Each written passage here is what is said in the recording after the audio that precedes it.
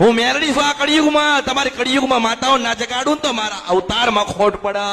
હું 16 વર્ષ પર નદીના ગંધરફિયા મેલડી છું. અસલ કાળકા કાહાના ભાણામ જમ. 1000 વર્ષો પહેલા ભગવાન શંકરે કાસાના ભાણામ જમાડી હતી. કાળકાન શું જમાડી હતી?